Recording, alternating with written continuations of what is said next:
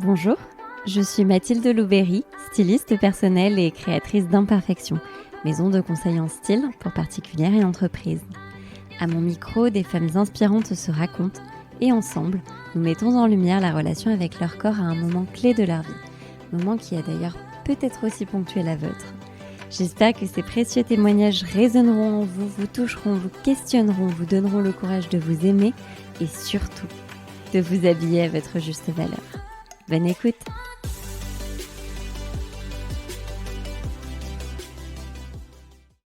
Après 10 ans à se remettre de la période dite de la lutte avec son corps, Lily, alias Lily Loves Fashion sur Instagram, tombe enceinte plus rapidement que prévu.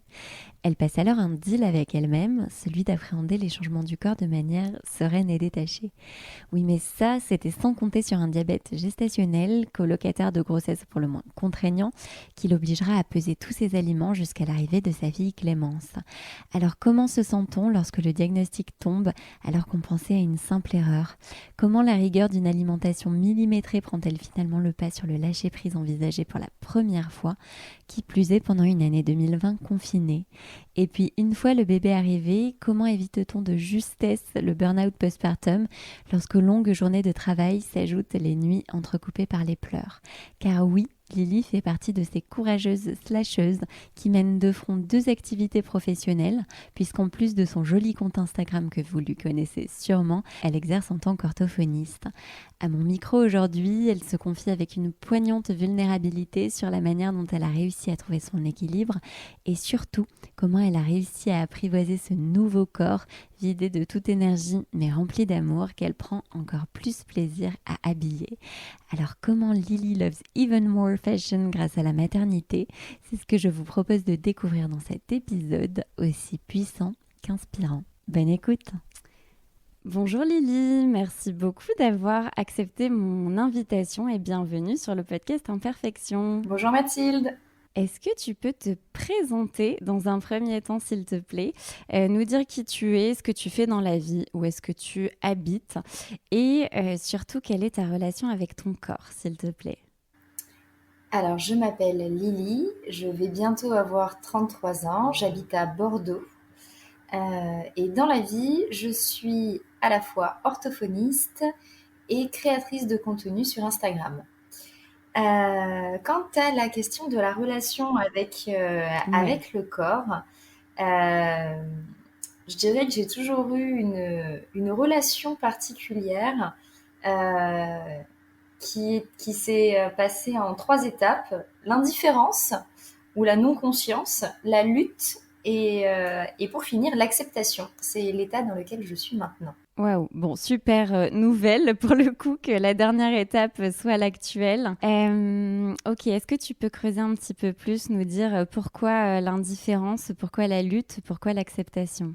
Alors, l'indifférence, je ne sais pas si c'est le bon mot, mais en tout cas, peut-être c'est plutôt la non-conscience. On va dire que jusqu'à l'adolescence, je me suis jamais posé de question de savoir comment j'étais, si je ressemblais aux autres, si j'étais différente des autres. J'ai toujours été plus petite que la moyenne. Du coup, on me donnait 2 ans d'avance systématiquement à l'école. Et en fait, j'étais assez maigrichonne. Et du coup, voilà, j'étais une petite fille qui se posait pas de questions, qui aimait pas vraiment les robes. Et voilà, je me posais pas plus de questions que ça. Euh, L'histoire de la lutte, c'est qu'en fait, à l'adolescence, je me suis retrouvée avec des caractéristiques féminines du jour au lendemain et je savais pas trop quoi en faire. Euh, Ça, plus, voilà, plus des choses des choses particulières qui ont fait que je les ai pas du tout acceptées et je suis rentrée dans la lutte, à savoir, il fallait que je contrôle mon corps parce que mon corps ne me convenait pas, ne me convenait plus. Du coup, le contrôle s'est passé par l'alimentation Et j'ai découvert que si je faisais beaucoup de sport et que je mangeais pas beaucoup, bah, je continuais à avoir mon corps d'avant. Donc, je suis un petit peu rentrée dans ces méandres-là. Ça a duré longtemps parce que ça, Ça a chronologiquement parlant, duré, on va dire, à peu près de 17 ans jusqu'à 20, 21 ans, à peu près. d'accord, ouais, Voilà, quand même. ça a duré jusqu'à ce que je rencontre mon chéri, qui est devenu mon mari aujourd'hui. Ouais, félicitations. Parce que, en fait, voilà, moi, j'aimais pas ce que j'étais, j'aimais pas ce que je voyais, rien ne me convenait. Et en fait, j'ai recommencé à être heureuse à partir du moment où j'ai lâché prise. D'accord. Et tu dirais que ta relation amoureuse a eu un impact? Oui, parce qu'en fait, je me posais plus la question de savoir si je m'aimais ou si je m'aimais pas. Enfin, je me posais la question de temps en temps, mais mais vu que j'étais aimée, bah, j'avais pas trop de raison de savoir, enfin, j'avais pas trop d'inquiétude sur le fait de savoir si j'étais bien ou pas bien. Est-ce que, là, je creuse un petit peu, mais du coup, est-ce que le rapport de séduction a eu un impact, tu vois, sur ta relation avec ton corps? Parce que là, si j'entends bien, ta relation amoureuse t'a apaisée vis-à-vis de la relation à ton corps, mais est-ce que, du coup, précédemment, c'était dans le but de séduire que tu recherchais un idéal de beauté, tu vois, assez normé, entre guillemets? Non, non, non. Enfin, même pas en fait. C'était même pas parce que justement les critères de séduction sont plutôt sur le fait d'avoir de la poitrine et puis des formes féminines. Et en fait, moi, en fait, justement, je voulais pas attirer le regard là-dessus. Et Ok. d'ailleurs, c'est à ce moment-là que j'ai commencé à m'intéresser aux vêtements parce que voilà, Ouais. le vêtement, c'est une autre façon de se montrer ou de montrer ce qu'on a, ce qu'on pense. Enfin, quand je dis montrer ce qu'on a, c'est pas montrer d'être dans la possession ou dans l'avoir, mais voilà, c'est une façon de détourner l'attention de ce qu'il y a dessous, de son corps, physique, je parle. Et parce que pour moi, c'est pas dans une relation, c'est pas le plus important. Ah, Ce qui compte, ce sont les échanges, ce sont les émotions. On est plus sur quelque chose d'un peu plus intellectuel. Et en fait, c'est surtout par rapport à ça que j'ai commencé, parce que je suis pas rentrée dans l'acceptation tout de suite. Hein. D'abord, il y a eu un gros no man's land écoute, je ne te fais plus subir des séances de sport à outrance et des régimes qui vont n'importe comment. Et toi, en échange, tu me laisses un peu tranquille d'accord. et tu restes dans un état à peu près convenable. Voilà, on était d'abord dans un compromis. Ok. Voilà, dans Une une période de transition. Ok. transition et en fait, voilà, c'est ce que j'allais te dire. À partir du moment où on est entré dans cette période de transition, donc parce que suite à la période où j'avais perdu beaucoup de poids, bah, il y a eu un moment où j'en ai repris beaucoup. Et en fait, à partir du moment où j'ai arrêté de me poser ces questions-là, D'accord. ben, je suis revenue à un poids de forme que j'ai gardé enfin que j'ai gardé pendant quasiment 10 ans. Puisque bah, ensuite je suis tombée enceinte et donc là il y a eu des changements, des questionnements Et tu me fais une transition parfaite vers le moment clé de ta vie de femme qui a transformé ta relation à ton corps et à tes vêtements, n'est-ce pas? surtout à mon corps. Alors après, je mentirais si je disais que je suis dans une acceptation complète et absolue parce que je reste une femme, parce qu'on est dans une société où le corps des femmes ne sera jamais complètement en paix, même si on le veut dans notre inconscient. On a tellement été martelé, on a tellement été bombardé que même si on le veut très très fort, c'est très difficile de se détacher de tout ça. Mais c'est vrai que quand je suis tombée enceinte, alors il faut savoir que suite à mes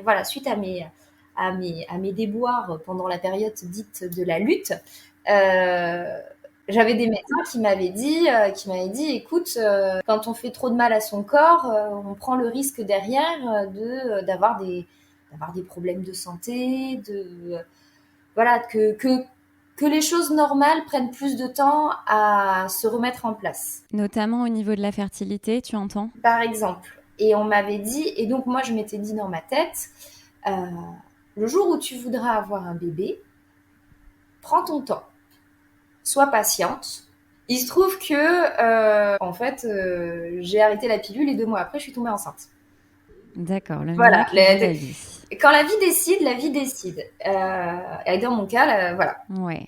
Alors ça, chronologiquement, Lily, tu as eu ta petite Clémence il y a un Oui, an, c'est c'était en ça? septembre. Donc tu es tombée enceinte. Et je suis tombée enceinte en décembre. Donc en fait, je me suis mariée en septembre et je suis tombée enceinte Ok, en décembre. super, d'accord. Et voilà, parce que c'était très important pour moi d'être mariée avant d'avoir un enfant, tout simplement pour porter le même nom que mes enfants. D'accord. Voilà, pour moi c'était important. Après, mariage avec ou sans tralala, ça c'est autre chose, mais je voulais avoir le même nom que mes enfants.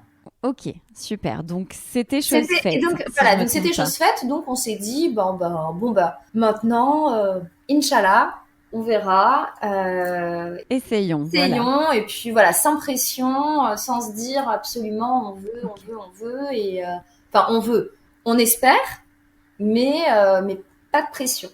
En fait, tu l'as pris enfin, de manière très zen, Oui, quoi, oui, et oui, bah, posée. bah, vraiment de me dire, enfin même pour te dire, on vit dans un petit appartement, et on avait dans nos projets de déménager pour avoir une grande maison, et je me disais bon mais voilà, le déménagement et la maison viendront un petit peu avant le bébé. Enfin voilà, j'étais dans ce détachement là, et je suis tombée enceinte. D'accord. Donc là, super nouvelle. Super nouvelle. Et euh, et je me suis dit bon alors écoute ma grande, t'es enceinte. Quand on est enceinte, le corps change. Tu vas prendre du poids, fort Oui. probablement, d'autant que j'étais entourée de femmes qui, pendant leur grossesse, avaient pris 18, 20, 30 kilos. Donc je m'étais dit, bon ben, quand on est enceinte, c'est normal, on prend du poids, ok. On se détache de cette pression du poids. Complètement. Et d'ailleurs, je me pèse très rarement. Parce que voilà, le poids à proprement parler, c'est pas un chiffre. Enfin, voilà, on boit 1 litre d'eau, on prend 1 kilo. Enfin, je veux dire, voilà, il n'y a pas de. C'est pas un chiffre intéressant. Oui, Et enfin, ça veut pas dire grand-chose. bien sûr.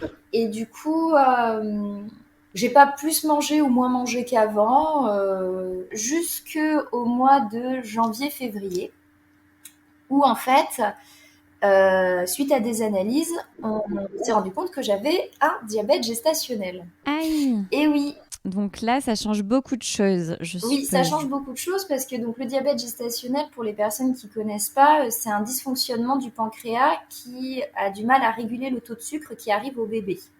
Et ça peut être embêtant parce que si le bébé reçoit trop de sucre, on a des risques de prise de poids trop importante du bébé, d'accouchement prématuré, d'accouchement qui se passerait mal, parce que si le bébé est trop gros, ben, il peut ne pas pouvoir sortir par voie basse et donc entraîner des césariennes. Et à la naissance, le bébé peut être en hyperglycémie, ou lui-même peut avoir voilà, des problèmes au niveau de la gestion du sucre.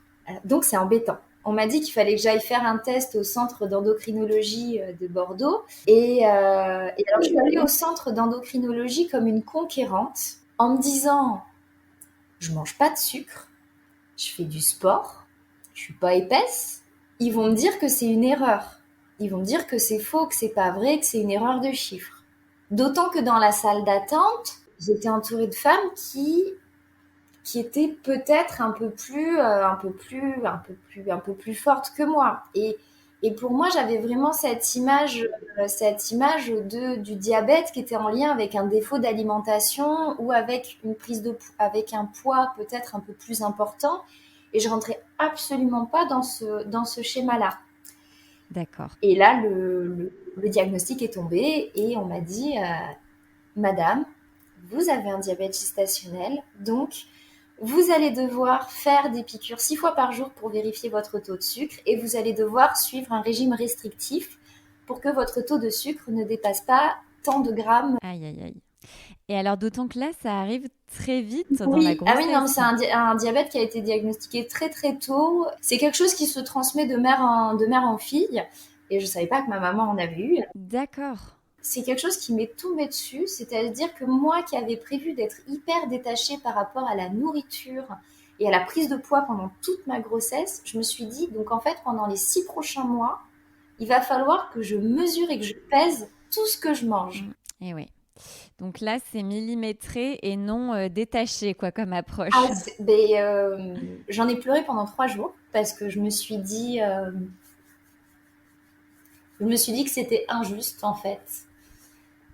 Et Hmm. ah ouais, non, mais c'est marrant parce que tu vois, voilà, je me remets là-dedans.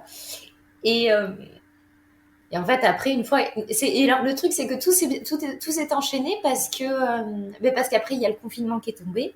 Ah oui, c'est le cumul des miles. Cumul de tout en même temps. Et en fait, bah, nous, on s'était dit que ça allait être la pénurie dans les supermarchés.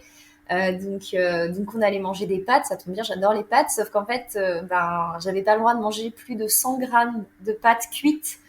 Et autant te dire que 100 grammes de pâtes crues, ça fait beaucoup, mais 100 grammes de pâtes cuites, ça fait 10 pâtes, 10 pâtes dans une assiette. Donc, ça fait pas grand-chose.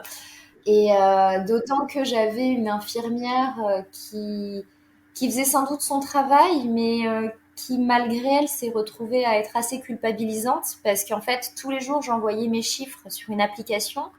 Et en fait, quand les chiffres étaient trop hauts, eh ben, j'avais des messages comme quoi ça allait pas, comme quoi je mettais en danger la vie de mon bébé.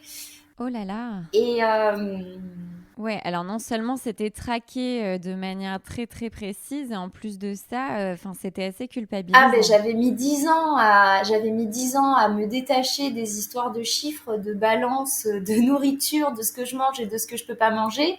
Et en fait, pendant le seul moment de ma vie où j'avais Oui. décidé d'être détachée par rapport à ça, et ben en fait, je me retrouvais avec un flicage médical sur un flicage médical et une culpabilisation par rapport à tout ça.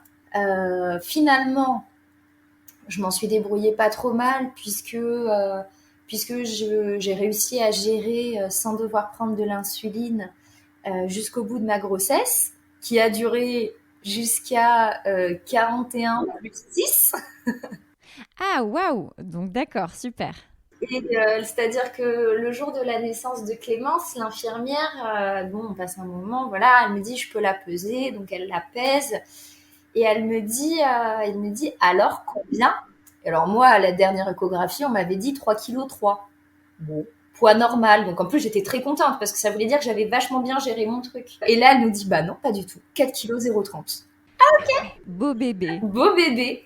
Alors là, pareil, suite à la naissance de Clémence, je suis entrée dans une phase où, en fait, donc, j'ai une activité sur Instagram, donc je me prends en photo tous les jours. Oui, C'est difficile d'être détaché de son corps quand en fait on se prend en photo tous les mais jours. bien sûr. Et je sais pas, au retour de la maternité, j'ai fait le pire truc à faire quand on revient de la maternité. J'ai essayé de mettre un jean. Parce qu'en fait, pendant ma grossesse, du coup, comme mon poids était extrêmement contrôlé, j'ai pas acheté de vêtements de grossesse pendant ma grossesse. J'ai continué à mettre mes pantalons classiques. C'était une de mes questions, ça. Et voilà, parce que j'avais juste à ouvrir un peu la braguette parce que avec des trucs de femme enceinte, voilà. Mais puis en plus, j'ai une grossesse en été. Ouais, c'est-à-dire qu'en plus, l'été, c'est plus facile avec des robes vaporeuses, peut-être, qu'en plein hiver, où effectivement, on a besoin d'être plus au chaud. Et du coup, donc, je rentre de la maternité et premier truc que je fais, j'essaye de mettre un jean. Et en fait, à la Ouais, maternité, j'avais fait un peu d'œdème, donc j'avais gonflé. Et je sais pas, et là d'un coup, en fait, je crois que j'ai d'accord. tout lâché. Et en plus, il y avait les hormones, la chute d'hormones post-accouchement.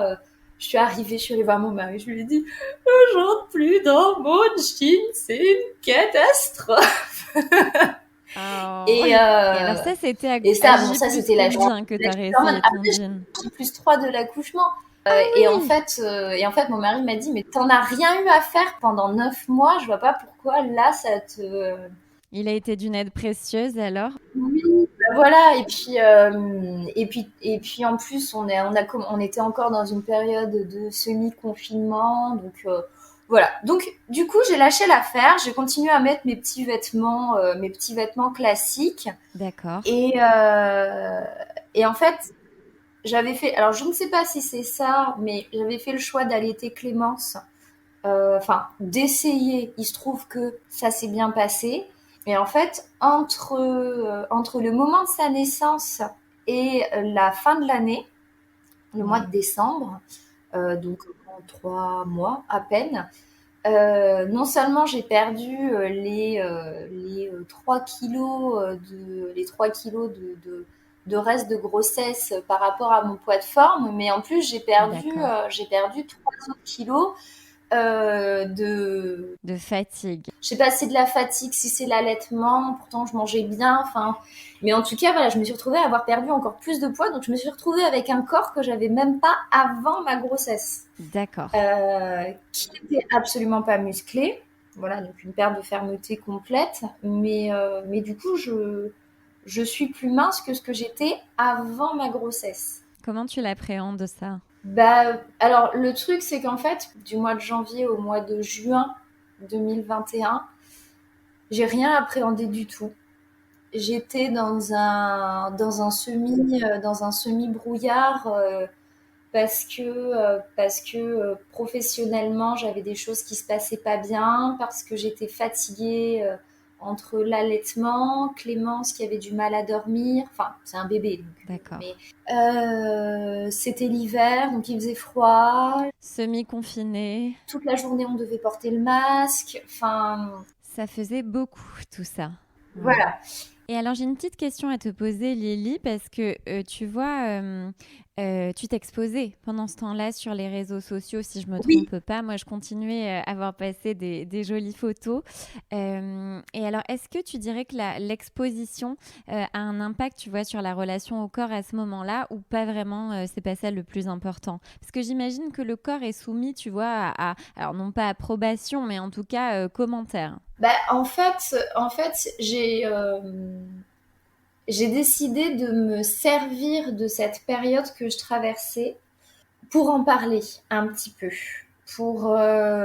Alors, pas forcément de. Enfin, j'ai fait un post sur mon corps en expliquant, voilà, un petit peu ce qui s'était passé. Après, voilà, je suis jamais trop rentrée dans mon intimité sur Instagram parce que pour moi, c'est une zone de légèreté, c'est une zone de partage de mode, Oui, de c'est pas un endroit où je parle de mon mari, de ma fille, de ma vie, de mes problèmes de santé, j'aborde certains sujets intimes seul si et seulement si je pense que ça peut avoir un intérêt pour d'autres personnes qui peuvent traverser la même chose que moi. d'accord. Parce que je ne veux pas être dans la plainte.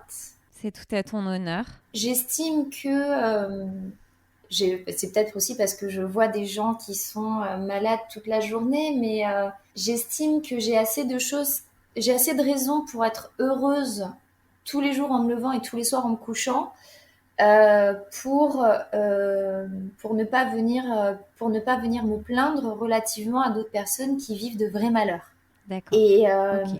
et en fait, malgré tout, j'estime que on peut quand même se donner de temps en temps le droit de dire, même si ça semble pas important, j'ai le droit de dire que ça va pas.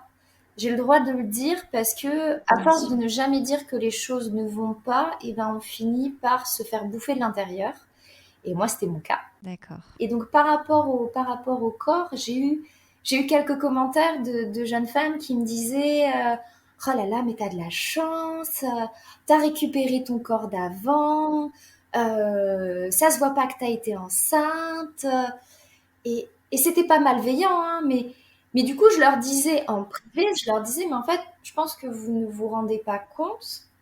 J'ai pas récupéré mon corps d'avant, j'ai récupéré un corps qui est mon corps de maintenant, euh, avec lequel je suis pas vraiment, enfin, dont je ne suis pas vraiment satisfaite parce qu'en fait, c'est un corps qui me trahit parce que faut que je reprenne des repères. J'ai vécu 9 mois avec un énorme ventre et là, je me retrouve avec rien du tout et 3 kilos en moins. Hmm. Je peux plus monter les escaliers sans être essoufflée. Je porte ma fille toute la journée et je suis même pas capable de la porter parce que j'ai pas les muscles suffisants pour la porter. Du coup, j'ai mal au dos. Hmm. Euh, j'en ai parlé à travers un post où je disais, on me demande comment je vais, je dis je vais bien parce qu'en fait, j'ai pas le droit de dire que je vais pas bien, mais quand même. Ouais, c'est dur tout ça. Ah oui, non, c'est pas évident. Et en fait, à partir de là, j'ai décidé de me dire que je pouvais pas rester dans cet état-là parce que ma fille, je pense, enfin, comme beaucoup d'enfants, je suis une maman, hein, donc je dirais toujours que ma fille est exceptionnelle. Et d'ailleurs, je lui dis. Et je lui dis qu'elle est extraordinaire parce qu'en fait, je lui ai dit, je lui ai parlé, je lui ai dit que j'allais pas bien, mais que c'était pas de sa faute Mhm. et que euh, et que j'allais faire en sorte que d'aller bien pour elle. Hmm. Et en fait, je me suis rendu compte parce que la nuit, quand elle se réveillait, elle voulait être contre nous. C'était un bébé bras. Elle voulait être contre nous, contre moi, contre moi, contre moi, contre moi. Et d'une certaine façon, je me suis rendu compte que, en fait, elle ressentait ce besoin qu'on soit l'une contre l'autre. Oui, Et, et je lui ai dit qu'elle avait pas nécessairement besoin de, enfin, que voilà, que j'allais faire en sorte d'aller bien parce qu'elle n'avait pas besoin de jouer ce rôle de consoler maman parce qu'en fait, je pouvais être heureuse et qu'on pouvait faire, mhm. enfin voilà. Et à partir de là, en fait, à partir de ce moment où j'ai été dans l'acceptation et dans le fait de trouver des solutions à toutes ces problématiques de fatigue, mais comme par hasard, le sommeil de Clémence s'est mis à aller beaucoup mieux. Et donc mes Ouais, nuits ont été plus réparatrices. Et donc mon d'accord. corps a retrouvé la force de faire du sport, d'accuser le coup par rapport à des choses qui me pesaient dans le quotidien. Et, euh, et donc je me suis mise à aller beaucoup mieux. Et par rapport au corps, j'ai lâché l'affaire. Alors, j'ai acheté une balance à impédance métrie. C'est une balance qui permet de regarder dans le corps quel est le taux de muscle, le taux de graisse, le taux d'eau. D'accord, Et en fait, je me suis rendu compte que tout allait bien. d'accord. Voilà, Ouais, que tu avais besoin de ces indicateurs, mais que tu avais tant regardé aussi pendant la grossesse, je suppose. exactement. Et en fait, voilà, je me suis rendu compte que tout allait bien et ça m'a énormément rassurée. D'accord. Et à partir de là, voilà. Et puis à partir de là, en plus, il y a plein de choses qui se sont mises en place. Bah, voilà. Au niveau de la famille, voilà. Donc, ma fille a commencé à dormir, enfin, a Oui, recommencé à bien dormir. Donc, comme je disais, voilà, tout, tout s'est remis en place dans un cercle vertueux. Moi, j'ai trouvé de l'aide j'ai demandé de l'aide et j'ai trouvé de l'aide d'accord. pour gérer le travail sur les réseaux sociaux, Super. qui, même si c'est un plaisir, demande un investissement énorme. Non, mais c'est un travail monstrueux ce que tu fais, hein. C'est énormément de travail et j'adore faire ce que je fais, mais C'est voilà, beaucoup. c'est beaucoup de J'ai une travail. question, Lily. Oui. Est-ce qu'il y a eu un déclic, tu vois, dans le fait que toi, bah, tu dises à ton bébé que ça n'avait pas à être la ressource, tu vois, dans ton bien-être? Est-ce qu'il y a eu un déclic? Est-ce que ça arrive au même moment que tu prends quelqu'un pour t'aider?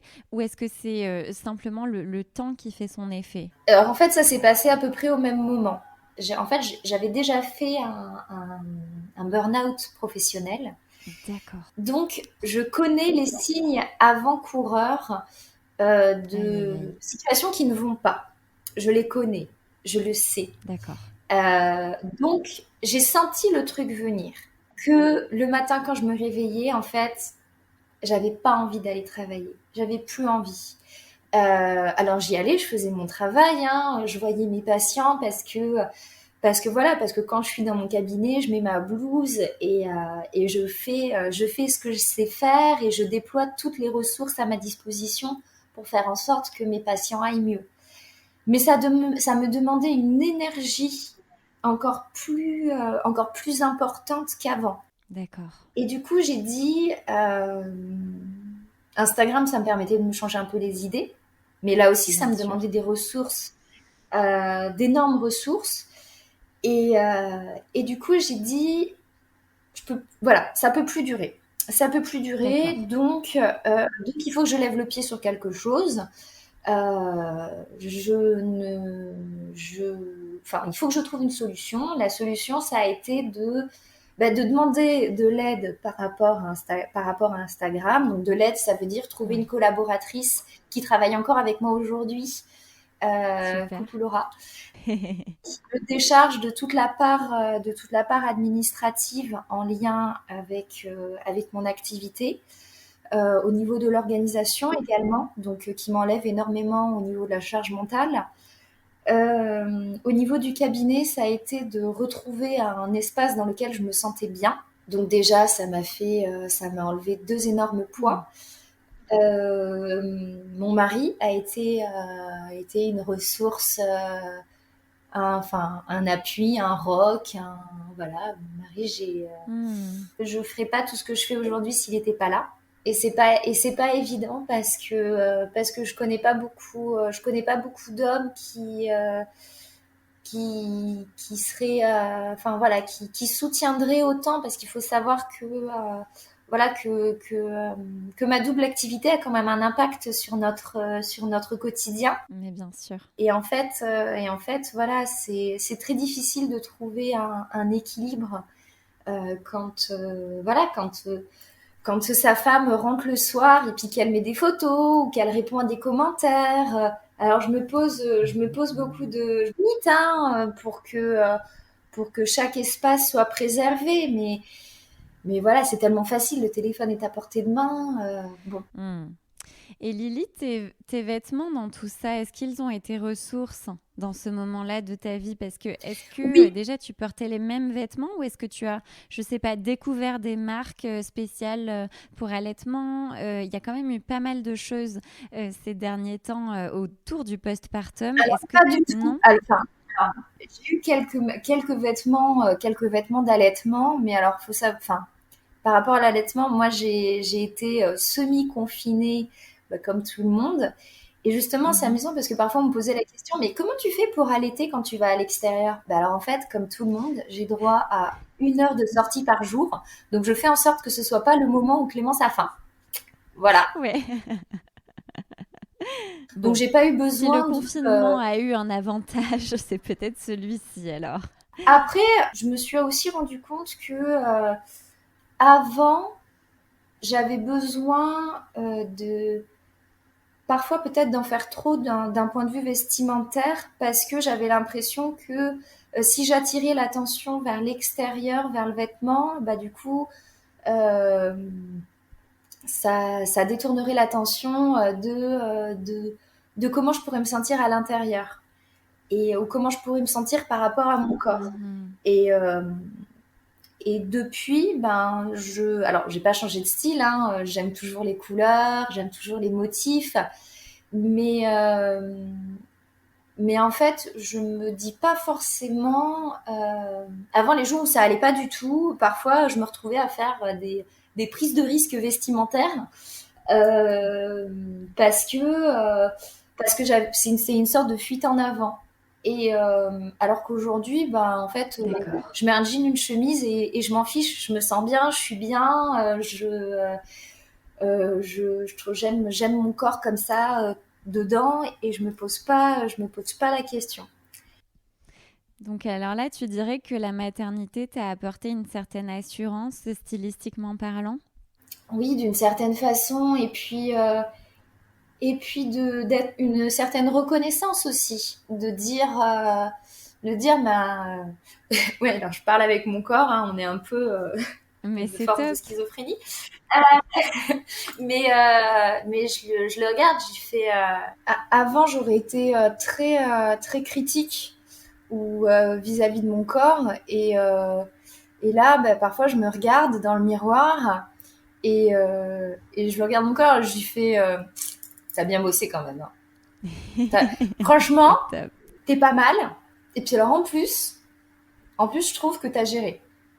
Oh, c'est T'as super. géré, je suis pas insatisfaite de ce que je vois dans le miroir, en fait. Hmm. Et ma petite fille dans les bras, et ça fait cliché, hein, mais c'est vrai que, enfin voilà, je suis pas insatisfaite de ce que je vois, et je trouve que voilà que je me trouve bien comme je suis, mais tout comme, en fait, ça a changé également mon rapport au corps par rapport à beaucoup d'autres personnes aussi. D'accord. De se dire, mais voilà, en fait, nos corps, ils racontent nos histoires. Et en fait, même mon mari, parfois, il me dit, oh, mais j'aimerais plus être comme ci, comme ça. Et je lui dis, bah non, en fait, enfin, enfin, moi je t'aime comme tu es. Si t'as envie de changer, tu changes. Je t'aimerais quand même. Et puis, bah, j'espère qu'on continue, qu'on va passer notre vie ensemble parce que c'est, voilà. Et puis, je sais que tu seras amené à changer et moi aussi. Et j'espère qu'on continuera à s'aimer l'un l'autre tel qu'on est, sans Hmm. forcément vouloir que l'autre change. Et, Bien sûr.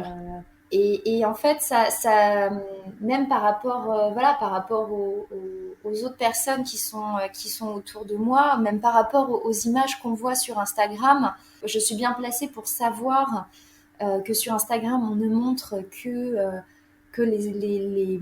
enfin, voilà, que les aspects avantageux de soi-même. On se montre pas Bien moche sûr. sur Instagram. On se montre sous son angle le plus Hmm. flatteur. Et le fait de savoir ça fait que j'arrive à me détacher des images que je vois sur Instagram. Le fait de Oui. savoir que parfois il y en a qui trichent aussi. Voilà, il y en a qui sont, il y en a qui retouchent. Le fait de savoir que on n'a pas toutes le même corps, on n'a pas toute la même vie. Je travaille de 9 heures à 19 heures à mon cabinet non-stop. Euh, je pourrais faire une demi-heure de sport par jour, mais je rentre chez moi, je suis lessivée et je préfère passer une demi-heure avec ma fille que de faire une demi-heure de sport. Bon, Ouais. Les priorités ont changé. mes priorités ont changé, et puis voilà, je suis pas alors je suis pas insatisfaite de ce que j'ai. Ça me fait penser à des messages que j'ai reçus aussi sur Instagram. C'est facile de penser comme ça quand on fait du 36. Peut-être. Après, il faut pas regarder que la chance que les gens ont. Il faut aussi regarder derrière que bah, il n'empêche que même si je rentre dans certains standards, ben, ça n'empêche pas que j'ai des complexes, ça n'empêche pas que quand je m'habille, je fais toujours en sorte de ne pas souligner mes hanches parce que même si je suis dans l'acceptation, ça restera une zone de mon corps que j'aime pas. Hmm. Que je fais attention parce que j'ai les bras qui sont rachitiques et que j'aurai beau me muscler, ils seront toujours rachitiques, que j'ai une dent de Hmm. traviole et je le sais et j'ai pas envie de la corriger parce que ça me permet de montrer aux enfants du cabinet qu'il ne faut pas se ronger les ongles parce que sinon on déforme les dents. Non, voilà, Ah là là. que mon corps il est tel qu'il est, que j'ai des cernes, voilà, j'ai des grosses cernes et que depuis ma naissance j'ai des cernes et j'aurai toujours des Hmm. cernes. Alors je dis pas qu'un jour j'essaierai pas de faire quelque chose pour vraiment les corriger, mais Alors en tout cas, j'entends Lily que tu te regardes avec beaucoup plus de douceur aujourd'hui qu'il fut un oui. temps. Et alors, comment est-ce que tu enveloppes ce nouveau corps? Alors déjà, est-ce que au niveau de ton poids, tu as toujours ces quelques kilos en moins ou est-ce que tu as repris quelques kilos là depuis l'an dernier et depuis cette période du postpartum? Non, non, non, non, non, Ok. je reste, je stagne.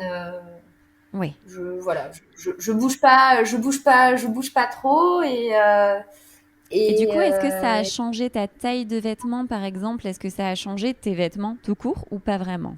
non, alors je continue à faire du 36. En fait, j'ai perdu de façon globale.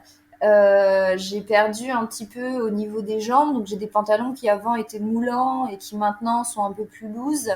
D'accord, J'ai perdu au niveau de la poitrine. d'accord. En fait, moi, j'ai toujours eu un profil où je perdais beaucoup de poids en haut du corps et du coup, voilà, si je suis en maillot de bain, on voit un peu, on voit un peu les côtes, quoi. Mais bon, Oui, d'accord. enfin, je veux dire, c'est pas. Mais en tout cas, aujourd'hui, tu prends ou reprends du plaisir à habiller ce nouveau corps. Ah oui, oui, oui. Et puis alors en plus, enfin, après voilà, pour moi, le vêtement, ça a toujours été un amusement. Enfin, je veux dire, moi, quand je vois un vêtement, ça me fait penser au style, ça me fait penser à qui le porte, comment elle le porte. Puis alors sur Instagram, j'ai la chance de pouvoir travailler avec alors j'appelle ça des petites créatrices, hein, c'est pas dépréciatif, mais on va Oui, dire des créatrices qui n'ont pas pignon sur rue. oui, Et en fait, elles me racontent leur histoire. Souvent sont des jeunes femmes qui se lancent dans une aventure d'entrepreneuriat elles ont des histoires incroyables. Et moi, je leur sers de vitrine. oui, Ou même parfois, j'ai des maisons un peu plus prestigieuses, des marques qui pour le coup sont un peu plus connues, qui également me proposent de porter les vêtements. Et qui te c'est font une, confiance. et qui me font confiance et c'est une chance incroyable de pouvoir montrer les vêtements et puis surtout en fait et ça a toujours été ma façon de penser ce que je montrais sur Instagram c'est je suis une personne normale. Je suis pas un Mm. mannequin qui fait 1,80 m, je fais pas du 34, j'ai pas un corps qui peut sembler irréel, j'ai un corps qui Oui, est tel qu'il est. Et du coup, j'ai envie de montrer aux femmes que, bah, avec un corps comme le mien, on peut se permettre d'aller là-dedans. On peut se permettre de tenter. oui. On peut se trouver belle comme ça. Mm. Je me plais à trouver. Puis alors là, en plus, depuis quelque temps, je me plais à proposer encore plus d'idées sur les vêtements de Oui, dire ben voilà on peut le porter comme ça, on peut le porter comme ça, on peut le porter comme ça, oui. voilà de vraiment être dans cet échange et de dire oui ben allez-y Oui, essayez et surtout essayez si vous vous sentez belle. mais c'est super. J'ai une dernière question pour toi, Lily, aujourd'hui. S'habiller à sa juste valeur, qu'est-ce que ça voudrait dire pour toi? Bah, s'habiller avec des vêtements dans lesquels on est bien. Oui. En fait, c'est s'habiller avec des vêtements, peu importe le prix. Je Mhm. pense que c'est pas une question de prix. C'est le moment où en fait on croise son reflet dans une vitrine, Ouais. on se regarde et on dit, je suis contente d'être la femme que je vois dans le miroir. Oh, c'est beau. C'est très très beau. C'est ton cas? Parfois ça m'arrive alors dans l'ascenseur quand j'accompagne ma fille chez sa nounou, je nous Hmm. regarde toutes les deux dans le miroir et je me dis que si je croisais cette maman-là et cette petite fille dans la rue, ben je me dirais ouais, pas mal. Eh bien, Lily, c'est une magnifique conclusion. Je te remercie, mais vraiment énormément de t'être livrée à ce point, de t'être montrée aussi vulnérable que puissante. Merci pour ton magnifique partage. Eh ben, c'est avec grand plaisir. Merci. Vous êtes toujours là.